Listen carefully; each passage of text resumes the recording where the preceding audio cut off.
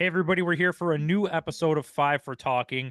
Not the last one of the season, but one of the last couple for sure. The playoffs have just ended.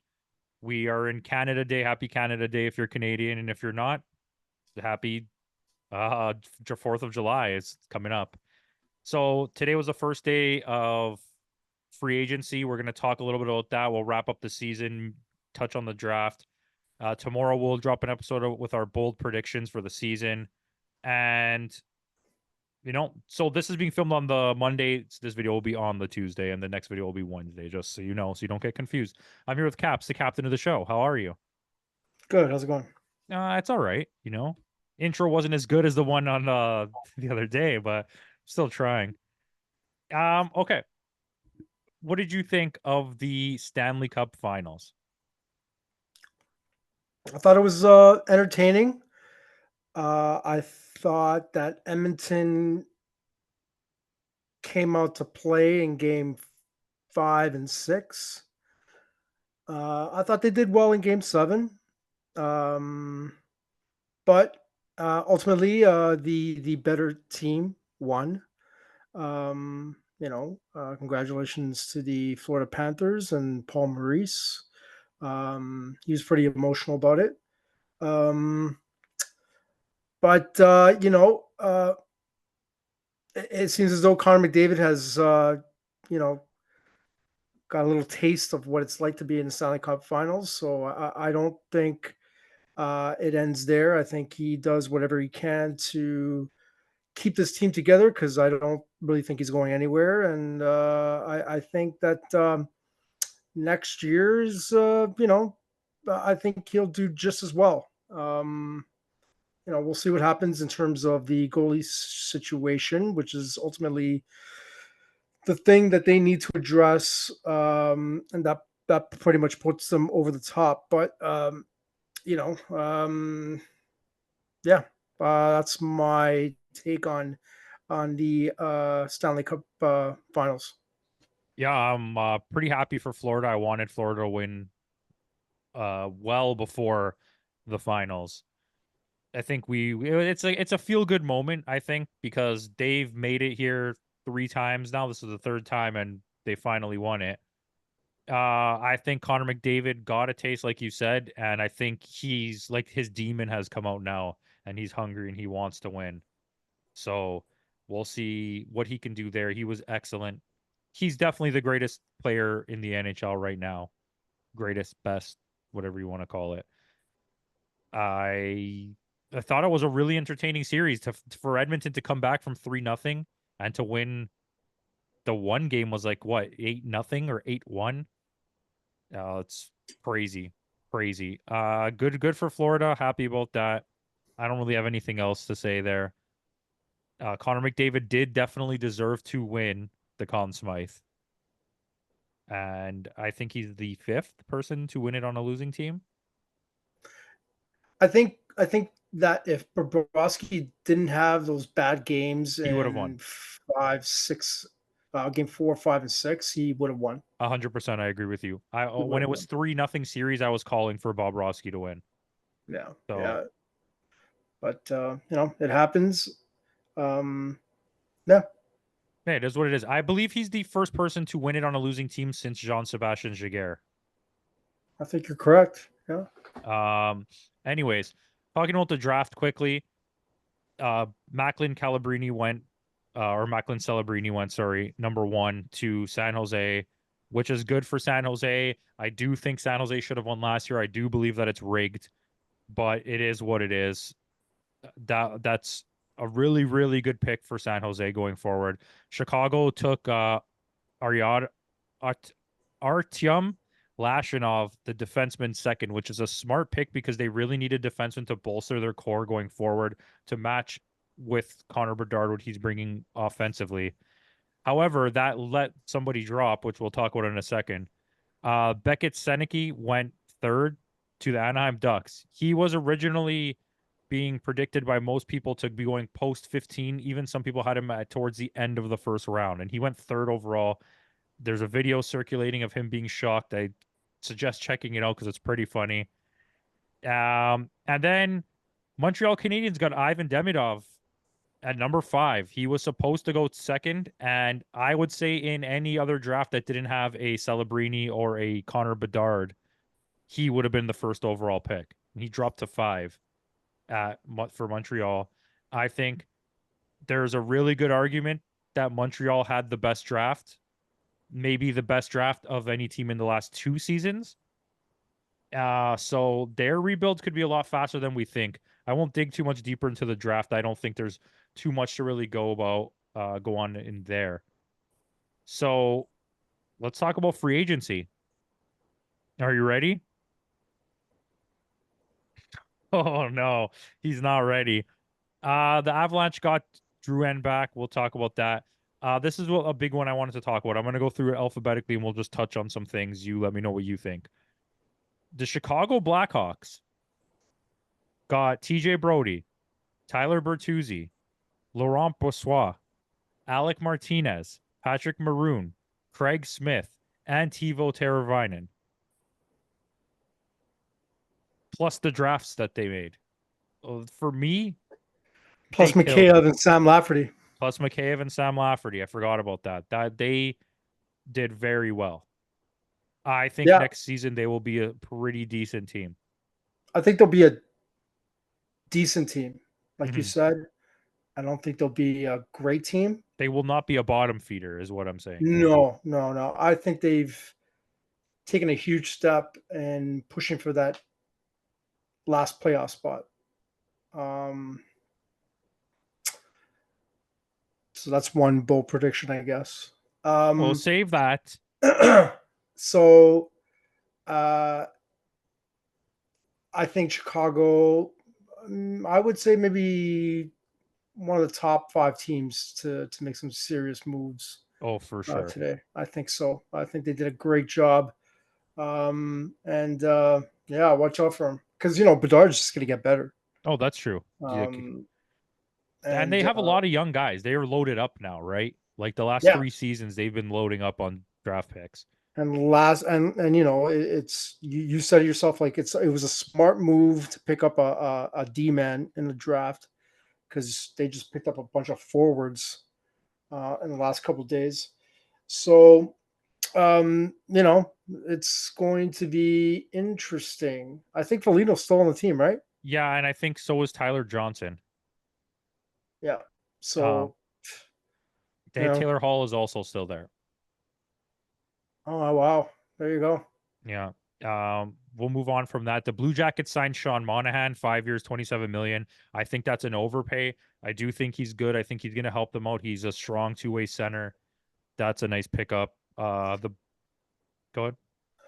I think it's a good pickup. But I don't know if they've gotten better. I don't think they've gotten better. I think they're just they. It's hard to explain it. They didn't get better, but they didn't get worse. Worse They because they Liney wants out too. Yeah, but that's good for them. That's better for them. Yeah, Um, the Blues signed Kapanen. That's like a whoop-de-doo. The Bruins got Lindholm and Zadorov, and I think that's excellent. that's fantastic. And those are two guys that are going to play exactly how did I say Buffalo? That's play exactly how Boston plays. I think Lindholm kind of replaces Jake DeBrusk, Mhm. and I mean, He's better than Jake Zadorov on DeBrusk. defense. Hmm? He's way better than Jake DeBrusk, so I think that's a solid fill in there. Yeah, but Zadorov on defense, holy crap! I mean that, yeah. Yeah, Lindholm did come off a down year though, but we'll see how that turns around. The Canadians locked up Slafkovsky, 8 years. That's smart for them. On actually a really team friendly contract. Should he turn out to be good, that's a really team friendly contract. The Canucks got DeBrusk, Desharnais, Heinen, Sherwood. I don't think that's anything special, but they just needed small tweaks. And there's still Yes, more free agency coming. There's only day one. We will recap more of it as it happens. Probably next week we'll do a video or the week after just to get everything out of the way. small An tweaks.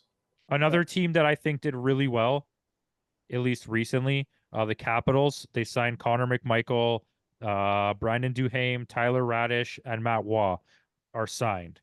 They made a couple trades as well, which we'll talk about probably later.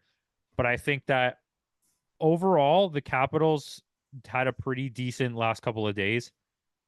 Um, they got Logan Thompson in net, which is huge because they just traded away Kemper. I can't remember to who. My brain's not working right now, but that doesn't matter.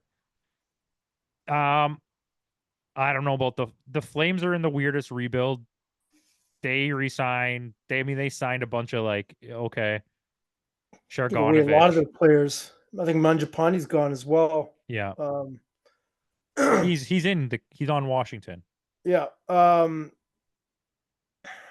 mean, I bet you any money Kadri probably doesn't want to be there anymore. Apparently they want to get rid of Kadri. Yeah. You know, Huberto. Um, that's gonna haunt them for a little while. I think Coleman, I think, wants out as well. I don't think he wants to be there. But and I don't think Uyghur signed up for that as well. But I mean, but Uyghur's been one of the only bright spots on that whole team. yeah, but I'm pretty sure he wants to contend for a cup. Oh yeah, for sure. So let's see how that lasts, if that lasts at all. The Golden Knights made one of the greatest moves in hockey history, signing Ilya Samsonov to 1 year, 1.8 million. So it could be worse. They could have signed Jack Campbell. The Hurricanes made a bunch of moves. I'll list them off, but I feel like they lost a lot in this offseason as well. And if they just had made these moves and didn't lose anything, I would say, wow, the Hurricanes are a powerhouse. But making these moves plus what they lost, I don't think they got any better. They might have even Yeah, got slightly worse. They I signed would have to agree. Jordan Martinook, Jacob Slavin, William Carrier, Shane Gostisbehere, Tyson Yost, Eric Robinson, and Sean Walker. Right, like there's a couple good guys in there, and I would have been like, "Wow, I can't believe they added these." But with the loss of like Pesci and all of that stuff, Teravainen, I'm a little worried about them. Um, the Jets signed Miller, Comrie, and Kakinen. I think they're a much worse team at this point. I don't know what you do if you're Winnipeg. Yeah, they're in a tough spot. I think it's just trying to entice people to come to Winnipeg is difficult, Yeah, but they didn't. I don't think they've done nearly enough. no. And I think sure the bonus now is Utah's a shiny new toy. So you're gonna get a couple people that maybe want to go out there. But other than that, in a couple years, it's just gonna be Winnipeg. Right? You see that already in basketball. We did this the other day, me and my buddy. We looked up like best free agents signed to like weird markets, right? And our to get to our comparison for hockey was we talked about the Utah Jazz. This is not like on a podcast. We were just doing this out of boredom. And the Utah Jazz's best 10 free agents of all time, there is not one like superstar or Hall of Fame player on that list. Not one. And they've been around for a long time. Mhm. So that just kind of shows you what's there, especially in basketball where they get paid a lot more. So the LA Kings got Copley, Lewis, Edmondson, Edmondson is your guy. That's a good pickup, and Warren Fogle. I do feel like the Kings got slightly better. I think they got Kemper. I believe the Kings are the ones who got Kemper. That's right. Mhm. For Dubois, which adds that's another player for Washington. The I don't know if Kraken's Dubois excels in Washington. I just I think it seems as he's a though like. Sorry, go ahead. I think he's a player, the type of player they need. Whether or not he does good is up to him. I feel like he puts no effort into playing. And that's pretty much it. Yeah. Um, he hasn't proven himself, and every time he's under the gun of trying to play better, he just buckles. Mhm. And I don't think I don't know if it'll work out in Washington for him. Well, we will see. The Kraken got 2 steals. If only they addressed the one issue they truly have, which is goaltending, which they have not addressed at all. Brendan Montour and Chandler Stevenson. Uh, that is for me. That's two really good pickups. I don't know how good the contracts are, but Two good pickups. I mean, I think Seattle was under the gun to do something, um, is it or else still they Ron would have Francis? still Ron Francis. Yeah. Yeah. Um, it seems as though that a lot of people want to see something to happen, and they need to do something in order to get people to come back and watch the games next year. From what I understand, it's actually a pretty expensive ticket to go watch in Seattle. So they needed to, um, really create an interest for people to go next year. So I thought they were good pickups. Probably a little too much money, but yeah.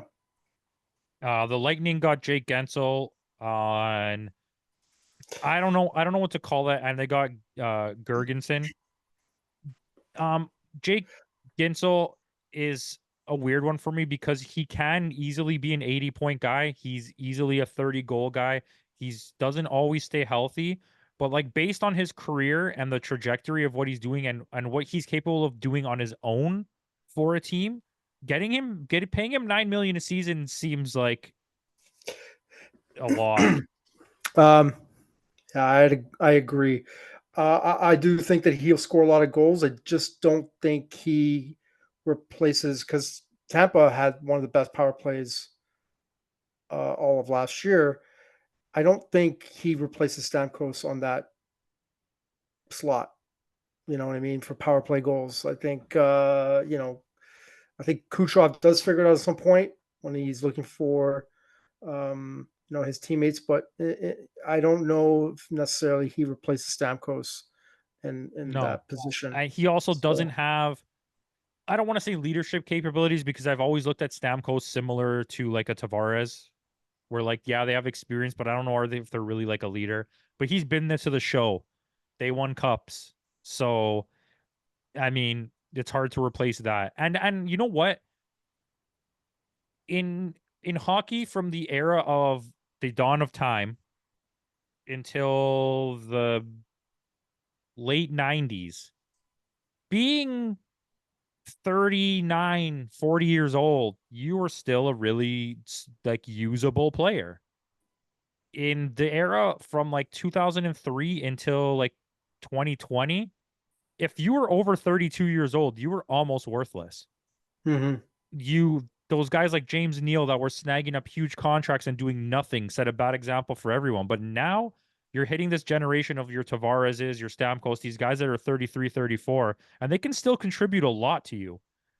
Like a 34-year-old a 39-year-old Alex Ovechkin will score you 30 goals. You know what I mean? Like Stamkos will get you 30 goals. Well, I mean, with health and nutrition and technology these days, yeah. I mean, look at Chara. Remember Chara? Chara, like I think at 39 or 40, became changed his diet, became a vegan, and he was able to last another 2 years in the league.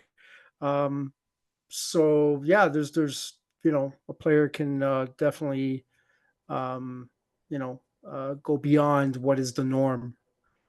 So yep. Yeah. I just think post the like Joe Sakic generation, like the Wayne Gretzky, Yzerman, Joe Sakic, that era, it was like all of a sudden the retirement age went from like 38 to like 33. Um, but we're getting it back. You're right. It's a lot of hard work and like exercise, but they're staying in it. Let's talk about the Leafs here. Matt Murray, the greatest signing of all time. But you know what? For 875,000, I'm not going to complain. Joseph Wall re-signed. I'm not a big Wall fan, but in the situation we're in, considering that we also got Anthony Stolarz for 2 years, sorry, we got Yanni Hakanapa, Oliver Ekman Larson, and Chris Tanev. To me, on just like an ability paper of what you need and what roles you filled, I think the Leafs did pretty well. I think they did good. I don't think they did great. Um, I think I the think thing, the losing of players isn't made up for here. But similar to the Carolina situation, had you made some of these signings and kept the team from last year, I would have been like, wow, this is amazing. Yeah, I think the thing that drags it down is Lilligren. I think there was an overpayment. I wasn't too crazy about that. Um, I mean, it seems as though Wool and Lilligren are paid on potential. If they could prove themselves in the next year, I mean, definitely it'll pay off. Um, you know, for Wall, it's just a matter of trying to stay healthy. I think he's a capable goalie. He just needs to stay healthy. Lilligren has um, some bright spots. I saw, he played okay. He played well. I thought he played well against the Boston in the Boston series. I thought he started playing well in the latter part of last season. Um, but Ekman Larson and Tanev, I'm not too crazy about the term. Um, but I do not like the Tanev term. I would have given 3 years. yeah, I mean, if he decides to retire off once he becomes 35, 36, it comes off the books. But I'm not too crazy about the term. I don't. I'm not too. I mean, the money seems okay, but I'm not too crazy about the term. Yeah. I think Stolarz was a good signing. Yes. The Panthers just won the cup. He was there. And he's the last 3 seasons he played relatively well. Goals against average save percentage. He's had a winning record. And I do think he's 30. He has enough experience in the world of hockey now. I think he's a solid backup slash tandem goalie to have. Yeah. I mean, look at the team that he had in front of him. I mean, let's see if it translates into the team that he's coming to. Yeah. We'll move on here. The Oilers basically just re-signed everybody. They got Victor Arvidsson and Jeff Skinner. Yeah, they Um, brought in Jeff Skinner for like 3 mil, I think. 3 mil. It's not a risk because if you put Jeff Skinner on a line with Connor McDavid, he's going to score 50 goals. It is a risk in the sense that he's probably going to get injured. Yeah. On the flip side, he is kind of hungry because he's never played a playoff game before. So he I mean, wants a little taste of what Edmonton did last year. I don't think Edmonton did horribly here. I still listen. I know a lot of people are going to hate that I'm going to say this. I don't think Skinner is the guy. I don't care if he did well in the finals. He showed moments throughout the playoffs of not being a good goalie. He's not a bad goalie. He's not a top half of the league starter. He's a bottom 10 starter, somewhere between 21 and 32. 22 and 32 in the league. It'll be interesting to see if that gets addressed in the offseason. I don't know if they have any cap space left, but I don't know. They signed a lot of people today. yeah. So we'll see. They got good deals though, basically on everybody except Victor Arvidsson. I think is a gross overpay, 4 million a season. I don't even know what he did last year. I'm not going to look it up. I don't care. The Florida Panthers made a few good moves. They got Sam Reinhart back, which is what they really wanted. They signed Chris Drager, which was the goalie they lost, and now they got him back. Um, I kind of see them in the same place as a Carolina or a Toronto Maple Leafs, where they made good moves, but they also lost some pieces, and I don't know if they got better. They basically either stayed the same or got slightly worse. Yeah, they might have gotten a little bit worse, but man, they got enough depth to make another run for it. Yeah. Penguins got a couple draft picks for Riley Smith. They got Matt Grzelcyk and Anthony Beauvillier, which I think that is good moves for them, but they need a goalie. They really need a goalie. I Um, think they're going to go through a rebuild, and I don't think Crosby is happy about it. yeah, I mean, I wouldn't be either. The Rangers did nothing. The Predators got Carrier, Marchessault, Brady Sky, Steven Stamkos, Scott Wedgwood. I think these are all solid additions. Uh, Top, top, probably the winner, I would yeah, say. they're up there between them or Chicago. Oh, I think Nashville, with mixed in with all the other players that they have. Oh man, I think Nashville. I think Nashville makes the playoffs next year. I mean, They made the um, playoffs this year. sorry, you're right. I got them mixed up with somebody else. I think they become a top. I think they become a top team in their division, Okay. and because uh, the the defenseman that they got, which I can never pronounce his name, and I just asked you this before the video started, It's and Brady I've already Sky. forgot. Takes a lot of the workload away from Roman Yossi.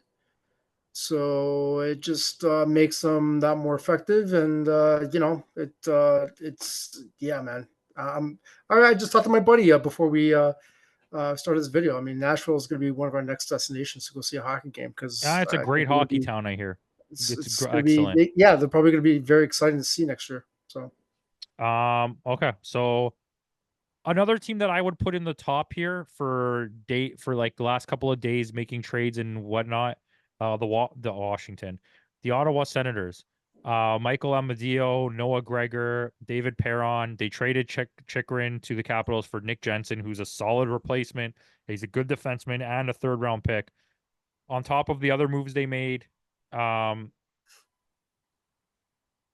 I'm pretty happy with the way that Ottawa looks.